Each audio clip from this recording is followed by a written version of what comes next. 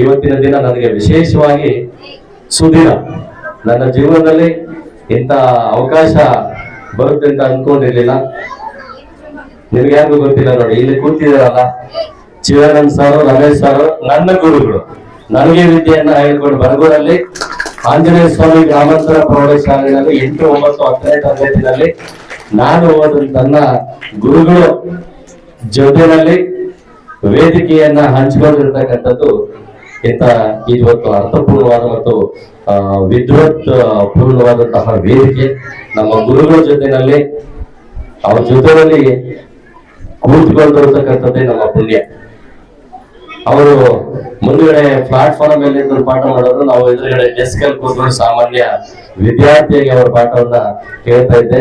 ನಿನ್ನೆ ಬಂದಿದ್ದಾರೆ ಕೇರಳದಿಂದ ನಮ್ಮ ಫ್ಲಾರೆನ್ಸ್ ಪಬ್ಲಿಕ್ ಶಾಲೆಯ CBSE ಶಾಲೆಯ ಪ್ರಿನ್ಸಿಪಾಲ್ ಅಧಿಕೃತವಾಗಿ ಸೇರ್ಪಡೆ ಆಗಿದ್ದಾರೆ ಇವತ್ತು. ಇನ್ನು ಮುಂದಿನ ದಿನಗಳಲ್ಲಿ ಎಲ್ಲ ಪೋಷಕರ ಬಂದು ಇವರನ್ನು ನೀವು ಭೇಟಿ ಮಾಡಬಹುದು. ಬದಲಾವಣೆಗೆ ಒಂದು ನಾಂದಿಯನ್ನ ಹಾಡ್ತಕ್ಕಂಥ ಒಂದು ಪ್ರಯತ್ನವನ್ನು ಅವರು ಮಾಡಲಿದ್ದಾರೆ.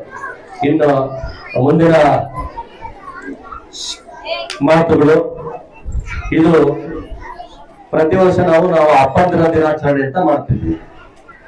ಅಪ್ಪನಿಗೆ ಪ್ರಾಮುಖ್ಯತೆಯನ್ನು ಕೊಟ್ರೆ ಅಮ್ಮನ ಕೆಲಸ ಏನು? ಎಲ್ಲ ಮಕ್ಕಳು ಹೇಳ್ತಿದ್ರು ನಮ್ಮಪ್ಪ ನನ್ನ ಹೀರೋ ಅಂತ. ಹಾಗಾದ್ರೆ ಹೀರೋ ಇದ್ಮೇಲೆ ಹೀರೋಯಿನ್ ಇರ್ಲೇಬೇಕಲ್ವಾ? ಹೀರೋ ಇದ್ಮೇಲೆ ಹೀರೋಯಿನ್ ಇಲ್ಲ ಅಂದ್ರೆ ಸಿನಿಮಾ ಆಗಲ್ಲ. ಗಂಡ ಇದ್ಮೇಲೆ ಹೆಂಡತಿ ಇಲ್ಲಂದ್ರೆ ಕುಟುಂಬ ಸಂಸಾರ ಆಗೋದಿಲ್ಲ. ಹಾಗಾಗಿ ನಾನೇನು ಆಲೋಚನೆ ಮಾಡಿದೆ, ಅಪ್ಪಂದರಿಗೆ ಪ್ರಾಮುಖ್ಯತೆಯನ್ನು ಕೊಡೋದ್ರ ಜೊತೆಗೆ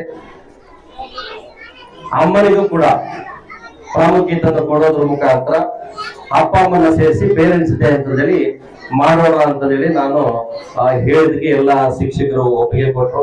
ಹಾಗೆ ಪುಟಾಣಿಗಳೆಲ್ಲ ವಿವಿಧ ಕಾರ್ಯಕ್ರಮಗಳಲ್ಲಿ ಬಹಳ ಅದ್ಭುತವಾಗಿ ಎಷ್ಟೋ ಜನ ಮಕ್ಕಳು ಮನಮೋಹಕ ನೃತ್ಯವನ್ನು ಮಾಡಿದ್ರು, ಬಹಳ ಅದ್ಭುತವಾಗಿ ಮಾಡಿದ್ರು. ವಿಶೇಷವಾಗಿ ಗಂಡು ಮಕ್ಕಳಿಗಿಂತ ಹೆಣ್ಣು ಮಕ್ಕಳು ಬಹಳ ಚೆನ್ನಾಗಿ ಪಾಪ ಅವ್ರು ಮೂತಿದ್ರು ಕಡೆ ಕಡೆ ನಿಂತ್ಕೊಂಡ್ರೆ ಹುಡುಗಿ ಅವ್ರು ನೆನಕೊಂಡ್ಬಿಟ್ಟು ಬಹಳ ಡ್ಯಾನ್ಸ್ ಮಾಡೋಣ ಅಂತ ಎಳಿತಾ ಇದ್ರು.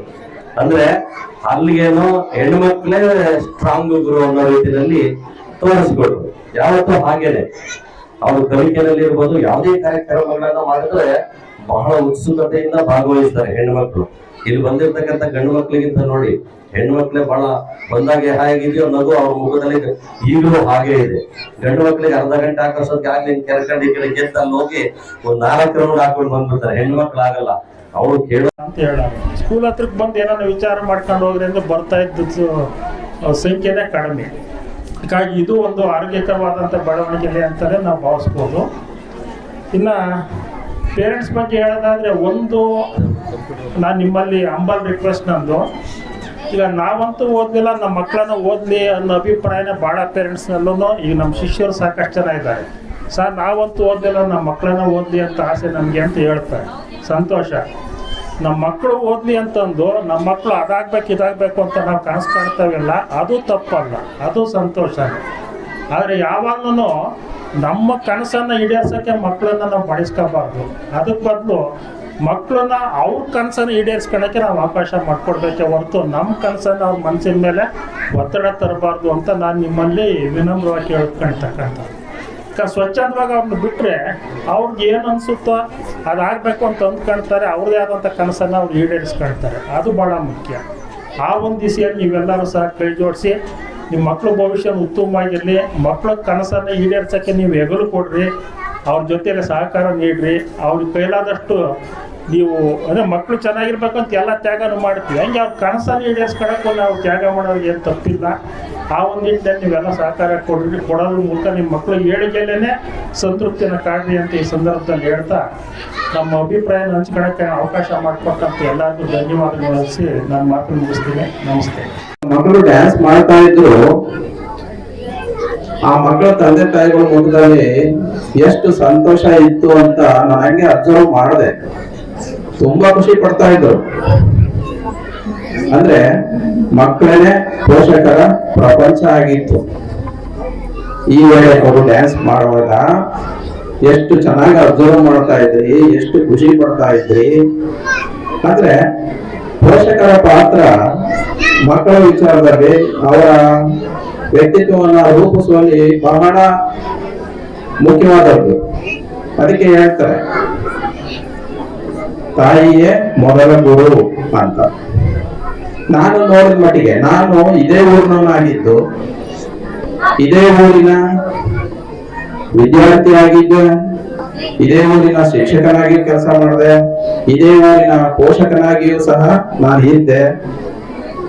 ಈ ಮೂರು ವಿಚಾರಗಳಿಂದ ನಾ ತಿಳ್ಕೊಂಡಂತ ಕೆಲವು ವಿಷಯಗಳನ್ನು ಪೋಷಕರಿಗೆ ತಿಳಿಸ್ಲಿಕ್ಕೆ ಇಷ್ಟಪಡ್ತೇನೆ. ಒಂದನೇದು, ಪೋಷಕರಲ್ಲಿ ನಾನ್ ನೋಡ್ದಂಗೆ 2 ತರ ಪೋಷಕರು ಇರ್ತಾರೆ. ಒಂದು, ಬೇಜಾರು ಮಾಡ್ಕೋಬೇಡಿ, ಈಗ ಬಂದಿರೋಂಥ ಪೋಷಕರು, ಬರ್ದೇ ಇರೋಂಥ ಪೋಷಕರು. ಅಂದ್ರೆ ಪೇರೆಂಟ್ಸ್ ಡೇಗೆ ಬಂದಿರತಕ್ಕಂಥವ್ರು, ಬರ್ದೇ ಇರೋರು. ಆಮೇಲೆ ಅತಿಯಾಗಿ ಮಕ್ಕಳ ಬಗ್ಗೆ ಕಾಳಜಿ ವಹಿಸುವಂಥವ್ರು. ಇನ್ನೊಂದು, ಅವ್ರ ಬಗ್ಗೆ ಏನು ವಿಚಾರಿಸ್ಕೊಳ್ಳದೆ ಇರೋ ಅಂತ ಪೋಷಕರು. ಏನಾಗ್ತದೆ ಅವಾಗ ಅತಿಯಾಗಿ ಕಾಳಜಿ ವಹಿಸಿದಾಗ ಏನಾಗತ್ತೆ, ಮತ್ತೆ ಅವ್ರ ಬಗ್ಗೆ ಏನೂ ಗಮನನೇ ಕೊಡದೆ ಇದ್ರೆ ಏನಾಗುತ್ತೆ ಅನ್ನೋದಕ್ಕೆ ಒಂದೆರಡು ಉದಾಹರಣೆ ಹೇಳ್ತೀನಿ. ಈಗ ಮಕ್ಕಳು ಹಿಂಗ್ ಹೊರಡ ತಕ್ಷಣ ಸ್ಕೂಲ್ಗೆ ಊಟ ತಿನ್ಸೋದು ಅವರಮ್ಮ, ಶೂ ಹಾಕೋದು ಅವರಮ್ಮ, ಆಮೇಲೆ ಬುಕ್ಸ್ ಎಲ್ಲ ಜೋಡಿಸ್ಕೊಡೋದು ಅವ್ರಮ್ಮನೆ, ಪ್ರತಿಯೊಂದು ಯೂನಿಫಾರ್ಮ್ ಹಾಕಿ ಟೈ ಕಟ್ಟೋದು ಎಲ್ಲನೂ ಅವ್ರ ಅಮ್ಮನೆ.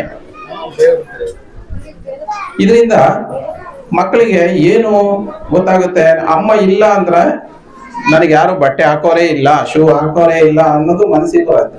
ಒಂದೇದು ನೀವು ಕಲಿಸ್ಕೊಡ್ಬೇಕಾಗಿರೋದು, ಮಕ್ಕಳು ಮನೆಗೆ ಬಂದಾಗ ಅವ್ರ ಕೆಲಸ ಅವರೇ ಮಾಡೋ ಅಂತದ್ದು. ಶೂ ಹಾಕೋಣದಿರ್ಬೋದು, ಬಟ್ಟೆ ಜೋಡಿಸ್ಕೊಳ್ಳೋದಿರ್ಬೋದು, ಬಟ್ಟೆ ಹಾಕೊಳ್ಳೋದು, ಬುಕ್ಸ್ ಜೋಡಿಸ್ಕೊಳ್ಳೋದು, ಇವನ್ನೆಲ್ಲ ನೀವು ಕಲಿಸ್ಕೊಟ್ರೆ ನಿಮ್ಗೂ ಕೆಲಸ ಈಸಿ ಆಗುತ್ತೆ, ಮಕ್ಕಳಿಗೂ ಜವಾಬ್ದಾರಿ ಬರುತ್ತೆ. ಆಮೇಲೆ ಕೆಲವರು ಪೇರೆಂಟ್ಸ್ ಏನ್ ಮಾಡ್ತಾರೆ ಅಂತ ಅಂದ್ರೆ, ಮಕ್ಕಳಿಗೆ ಏನೋ ಹೋಮ್ ವರ್ಕ್ ಬರೆಯಕ್ ಆಗಿಲ್ಲ, ಆಟದ ಗಮನದಲ್ಲಿ ಸುಮ್ಮನೆ ಆಗ್ಬಿಟ್ಟಿರ್ತಾರೆ. ಆ ಟೈಮಲ್ಲಿ ಅವರೇ ಹೋಮ್ ವರ್ಕ್ ಬರೆಯೋದು ಎಡಗೈಲಿ. ಈ ತರ ಪೇರೆಂಟ್ಸ್ ಇದಾರೆ ಇಲ್ಲಿ, ನಾನು ನೋಡಿದ್ದೀನಿ. ಅದನ್ನ ಮಾಡಕ್ ಹೋಗ್ಬೇಡಿ. ಬೇಕಾದ್ರೆ ಒಂದ್ ದಿವಸ ಬಯಸ್ಕೊಂಡ್ಲಿ ಮಾಸ್ಟರ್ ಹತ್ರ, ಏನ್ ತೊಂದ್ರೆ ಇಲ್ಲ.